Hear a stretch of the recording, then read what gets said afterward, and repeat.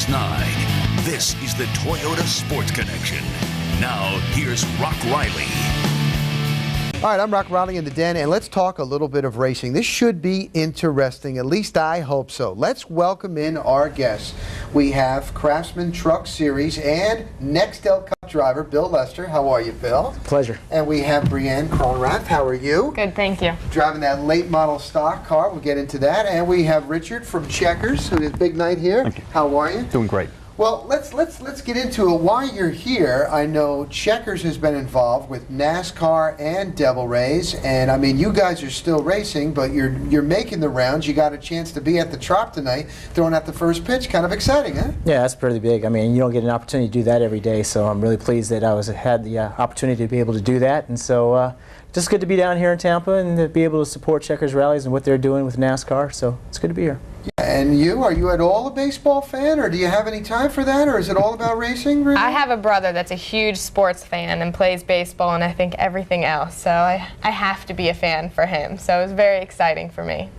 Now, it's not unusual, I guess, to have a female driver. I know what Kyle Petty had said a couple of weeks ago. I don't know if you had heard about that. And no, I kind of stray away from that stuff. Stay away from that stuff.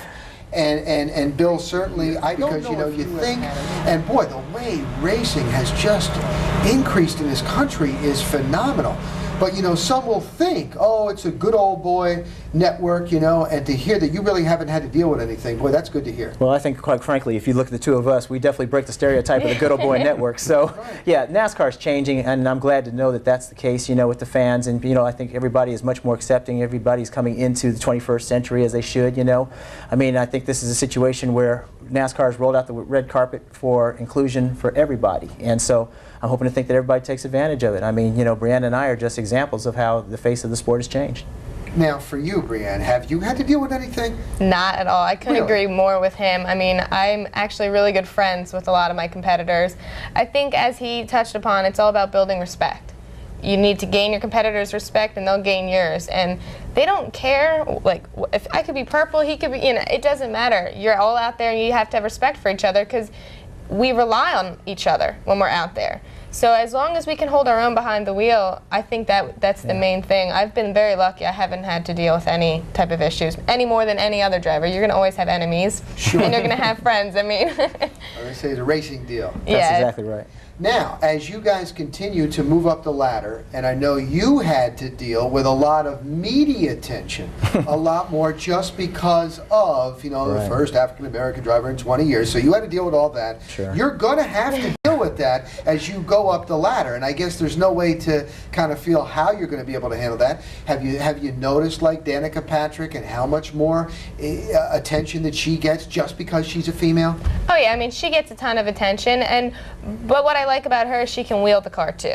It's not undeserved attention in any means. She gets out there and she goes at it with the guys. So I look forward to having whatever racing brings me, and I'm just here for the love of the sport.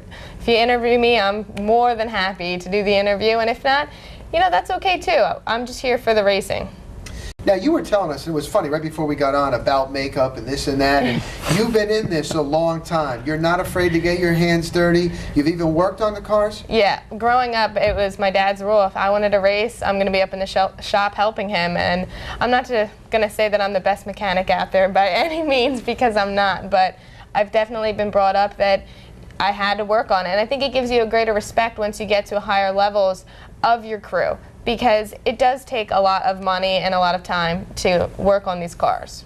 And you just graduated from Kutztown University. Congratulations. Thank you very much. You weren't able to spend a lot of time partying and being with the girls. You were no sorority, right? Because when you're in this, it's full time. Oh, exactly. I had no time to do that. I worked and went to school, and as he wants me to say, I was a Dean's List student. So cross my fingers that it worked out, luckily for me, like that. But it just is how it had to be. I needed to focus on the racing. Now, for you, Bill, achieve it. It's all about perseverance and persistence, and making it happen. And nobody can make it happen but yourself. So that's my story. I couldn't agree more. I mean, do what you want in your heart, and don't let anybody try to tell you that you can't. I don't care what you want to be. You need to strive at becoming the best at that. But the common denominator, both in Brianne's story and in my case, is that we both have a solid educational foundation. Yes. You need that first and foremost. She had to go to college, I had to go to college, and that's basically a springboard for us allowing to be able to do what we're doing now. It's highly important, even in racing. I mean, your degree is in engineering, if I'm correct. That's correct. And even though mine's on a completely different ball field, it still is good to have. And the experience that I had to do so many speeches and research papers, that actually helps me in my racing. Whether it's an interview like this for public speaking, or I took some marketing classes. I mean, there's always a way to tie into school what you want to be. And especially at the Nextel Cup level, I mean, it's so big now, it's so big business, and all the demands on the drivers, it does come into play.